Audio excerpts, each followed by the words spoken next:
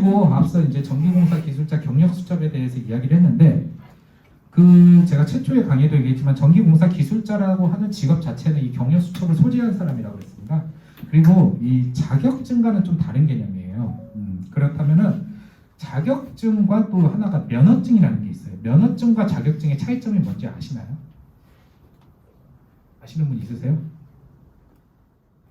그럼 어느 게 더 상위 개념인 것 같아요? 면허? 우리도 전기공사 갖고 면허를 취득하기 위해서 공부를 해야지 왜 자격증이나 이런 거에 더 관심을 가질까? 면허가 더 높은데. 이게 이제 저도 처음에 아버지가 자격증을 이제 공부하라고 처음에 이 전기 쪽에 뜯을 때 했는데 자격증을 땄다고 해서 나는 이제 전기 기술자야 뭐든지 다 고칠 수 있어. 대한민국에 그런 사람 아무도 없고 만약 그런 사람이 있다면 그냥 허풍쟁이라고 생각하시면 됩니다.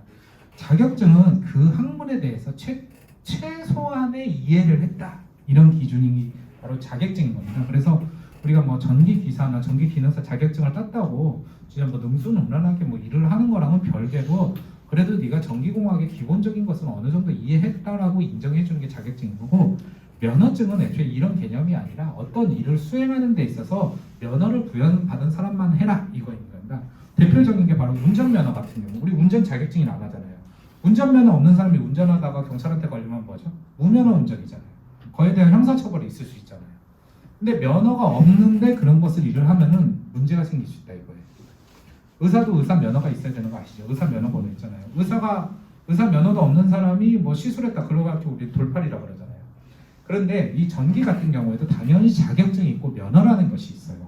자격증은 방금 말씀드렸다시피 그 전기에 대한 이해를 한 사람들한테 주어지는 그런 거라면은 전기 면허는 정확하게 말하면 전기공사 면허라고 그래가지고 전기공사를 할 수 있게 정부에서 인정한 사람들 거예요. 자, 이게 무슨 얘기냐면은 전기공사 면허 없이 전기공사를 하는 사람들이 있어요. 자격증도 없으면서요. 등 갈아주세요. 네. 차단기 갈아주세요. 네. 평소에는 안 걸리면은 문제가 없는데 만약에 그렇게 시공한 데서 문제가 생겼다. 그리고 경찰이 조사가 나왔다. 누가 시공했는데 그 사람이 면허가 없다. 그러면 형사처벌 대상이 될 수 있어요. 그리고 자기가 전기공사 면허가 없는 상태에서 뭐 예를 들면 여기가 이제 화성이니까 화성 전기공사 이래갖고 면허도 없이 시국 이렇게 간판을 걸고 영업했다. 근데 그게 이제 누군가 고발을 해요. 쟤네는 면허도 없는데 전기공사 한다 그랬네? 이것 또한 형사처벌의 대상이 될 수가 있어요. 그럼 면허를 취득하려면 어떻게 해야 되냐? 그러면은 일단 자본금도 필요하지만 아까 말했듯이 기술자 3인 이상이 두어야 된다 이거예요. 그 기술자의 기준이 바로 경력수첩 소지자란 말이에요. 그래서 이 경력수첩 같은 경우는 자격증을 취득하고 나서 뭐 기사나 산업기사는 바로 이렇게 경력수첩을 받으시지만은 기능사는 취득하고 나서 이틀간의 양성교육을 받고 나면 취득할 수 있고 만약에 이 경력수첩이 없는데 내가 전기를 할 줄 알아. 그러면 어떤 것을 할 수 있냐? 자, 이게 바로 경미한 전기공사라고 해서 전기공사법에 딱 이렇게 등록이 돼 있어요. 그래서 이거는 아예 대통령령으로 정했다 해서 뭐 호준저속기, 소켓, 노제트, 실링 구성 어쩌고 저쩌고 하고 뭐 36V 이하 그리고 전력량이 이제 계량기라 그러죠. 아니면 퓨즈를 부착하거나 떼어나는 공사 뭐 이런 거 하는데 저도 이런 걸 꼼꼼하게 따져보니까 거의 할 수 있는 게 없더라고요. 그냥 간단한 거 정말 그냥 뭐 소위 말해서 스위치조차도 못해요. 콘센트조차도 못해요. 조명조차도 못해요. 이제 간단하게 36V 이하인 것만 만지지 말라 이 얘기예요. 어쩌다 한번 뭐 실습실에서 쓰는 거는 그런 거는 가능해도 그리고 결정적으로 5번째야. 전압이 600V 이하라는 건 전압이면서 전기시설 용량이 5kW 이하인 단독주택 전기시설 개선 및 보수공사다. 이거는 뭐냐? 일단 자격증이 없으면은 아무것도 못 하는데 이제 그 전기시설 용량이 5kW라는 것은 일반 가정집이 그 정도가 많단 말이에요. 근데 아파트 같은 빌라 같은 공동주택이 아닌 단독주택에 한해서 공사를 하는 것은 허용을 하겠어. 근데 이것도 전기공사 기술자가 할 때만 가능하다 이 얘기야.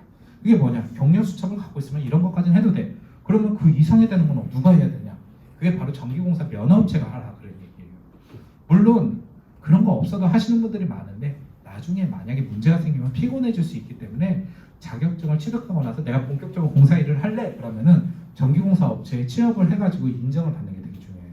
그런 분들도 있어요. 인테리어 같은 데에서 전기 일을 하시는 분들이 있는데 이런 분들은 인테리어 일을 15년을 하든 20년을 인정을 하든 인정을 전혀 못 받아요. 반드시 전기공사 업체에 취업을 하셔야지 이 경력수첩에 경력이 인정이 되고, 경력이 인정이 돼야지 급수가 올라가게 되고, 급수가 올라가야지 자신의 몸값이 올라가게 돼요. 그래서 이런 걸 상당히 사람들이 모르더라고요. 그냥 인테리어 현장 가서 뭐 등 달고 뭐 스위치 달고 하면 되는 거 아니에요. 그 순간은 내가 돈을 받을 수 있지만 자기가 커가는 데 한계가 있다. 그래서 반드시 경력수첩을 받으시는 게 중요하다. 자, 경력수첩 발급 조건. 일단은 여기 계시는 분들은 기능사를 취득하고 나면은 하다못해 기사나 산업기사도 무조건 초급부터 시작하게 됩니다. 그래가지고 여기서 보면은 전기 관련 자격증 소지자로서 산업기사 또는 기사는 즉시 발급이 되고, 기능사는 기술자 양성 교육, 이걸 통해서 이틀간 교육을 받고 나면은 발급 자격 조건이 됩니다. 근데 공짜로 발급은 안 해주고, 제가 알기로 이 양성 교육 자체가 20만 원 정도인가 16만 원인가 그렇게 들고, 그리고 이 수첩 발급받는데 5만 5천 원인가 이렇게 비용이 들거든요. 그래서 한 20만 원 좀 넘는 돈으로서 자신에게 어떤 직업을 보장할 수 있는 수첩을 발급받으면 좋고, 결국 또 이 수첩에 이제 통장같이 자신이 했던 경력 같은 게 다 기재가 되면서 상위 그 급수로 올라가서 자기 몸값을 올리는 데 관리가 되기 때문에 되게 중요하고요. 여기서 보면 이제 뭐 초급, 중급, 고급, 특급이 있는데, 뭐 초급보다 고급이 엄청나게 뭐 일을 빨리 하고 잘하고 이런 것이 아니라 여기서 전기를 만질 수 있는 것을 말합니다. 이게 뭐냐면 초급을 갖고 있으면 우리가 흔히 말하는 1000V 이하의 저압을 만질 수 있고요. 중급 같은 경우는 바로 고압을 만질 수가 있습니다. 그리고 고급 같은 경우는 특고압이라고 해가지고 전봇대 같은 경우 22,900V, 그리고 송전탑 같은 경우 154,000V부터 시작하는데, 그때 만질 수 있는 게 바로 고급입니다. 그럼 특급은 뭐냐? 다 만질 수 있다 이겁니다. 다. 근데 고급하고 특급하고 사실상 만질 수 있는 전기는 똑같은데, 특급은 아무나 주는 게 아니라 기술사나 기능장 정도의 그 굉장히 높은 상위 자격증을 취득한 사람만 한해서만 이렇게 발급이 가능하다. 그리고 초급으로 시작하더라도 경력이 어느 정도 되면 중급, 고급으로 이렇게 올라갈 수 있다, 이렇게 보시면 됩니다.